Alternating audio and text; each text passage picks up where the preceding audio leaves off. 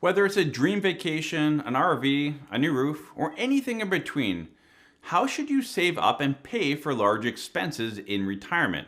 And how can you do it without paying more tax than you need to?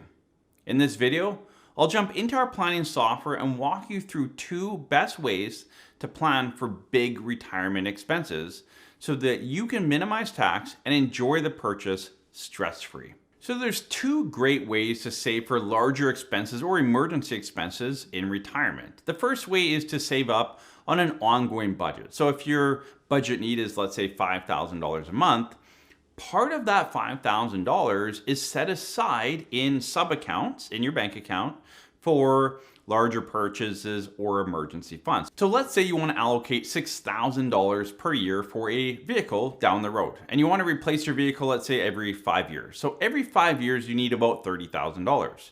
The first option would say, look, I'm drawing in $5,000 every month, and of that, I want to make sure I put aside about $6,000 per year into a side bank account. So you're drawing money out of your investments, RSP, TFSA, non-reg, pension, wherever that money is coming from, and you're putting it aside. And we have some clients that will have 10 to 15 sub-accounts within their bank account. So one sub-account might be new vehicle. And every month, a certain amount of money, depending on how much you're looking to save, goes into that sub-account. And in 5 years from now, when they need to buy a vehicle, they have that money set aside.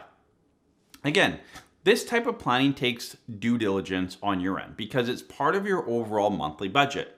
And when that monthly income comes in, you need to have the due diligence and the effort to really take that money and put it aside for a future expense. Now, the problem with that is you have this side account that's maybe not doing a lot other than earning some high interest savings for you. But the risk here is you need to make sure this is something you've done most of your life. And again, people that do this do it well. But don't start trying to do this when you hit retirement, because what will happen is you'll get that account to $10,000, $15,000, $20,000 and you say, well, you know what? We don't need a new car. Let's spend that money on this or that, and you'll blow it, maybe on a trip or whatever. And then guess what? Down the road, a couple of years, you do need a new car. And now all that money that you've saved is no longer there. So again, this is a great strategy and one I would say is most commonly used with our clients that we work with. And this is something they've done on an ongoing basis.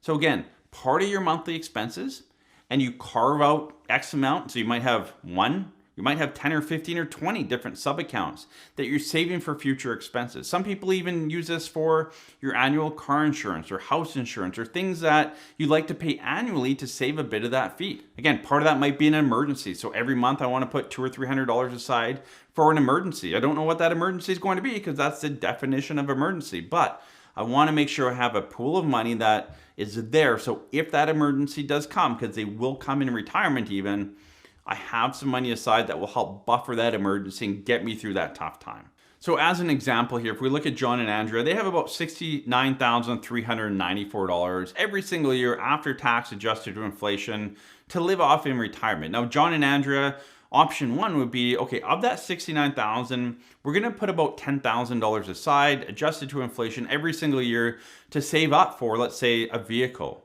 to save up for an emergency fund, to save up for travel, to save up for whatever they're looking to save up for. So they could carve out that money out of the $69,000. So again, their advisor or their investment would come out to them personally, and then they'd save that money in the sub-account. Option number two is to actually leave the money in the investments, but plan for these expenses and plan where does this money come from. So as an example, again, going back to the vehicle. So we want $30,000 for a vehicle. It's a joint expense. And we want it to happen every 5 years. So basically saving $6,000 every year, but we're not actually saving it aside. We're just leaving it in our investments, TFSA, non-reg, RSP, whatever it is, but we're not touching it. But in 5 years from now, I need to draw out $30,000 and I need to do that every 5 years throughout retirement. We also want to allocate about $6,000 for house repairs. And we need about $6,000 every 4 years. So again, this is more of a lump sum amount every 4 years. We know our house do need repair ongoing. The house doesn't take care of itself. And then the last one's emergency. So they want about $2,500 every single year for an emergency fund. So again, if you add that up, it works out to $10,000 a month. So this would be strategy two. right? Leaving the money in the investments, but planning ahead for it. Where, can I afford the vehicle? Can I afford the house repairs? I need to. So how do I massage this into the plan?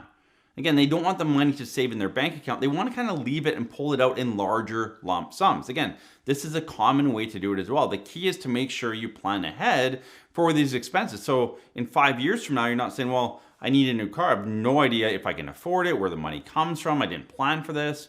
These things need to be planned out. So again, option 2 is carve them out as larger expenses. So if we go back and look at the plan here, you can see under their expenses, they now have a vehicle. Every 5 years, they have house repairs and they have emergency. Now, their house repairs and vehicles, we started at age 55 for them. You can see the vehicles every 5 years, the house repairs every 4, the emergency is every single year. And that goes all the way down to age 90 for them. So they want that right through retirement. Now, when those expenses come in, so if we grab age 55, you can see the majority of it's actually coming out of their non-registered account. So this client had a bit of a non-reg. If we fast forward, let's say till 2035, at age 60, they need $38,403 for their vehicle. And you can see there's a larger lump sum coming out of their tax-free savings account. But if we look at their total tax payable, there's no big bump. In fact, it just steady along, about $4,300 that year in total taxes payable. And that's really important. If we go to any year, if we go future down the road, age 65, you can see again, $43,000 for the vehicle. The taxes stay very level. And as every expense comes in, you can see there's no huge bump in their total tax rate. It stays very level throughout their retirement. And that's really important, even in years like age 75, where they have both their house repairs and vehicle as well as the emergency fund. You can see that money's coming out of the tax-free savings account and not driving up their taxable income and total tax payable.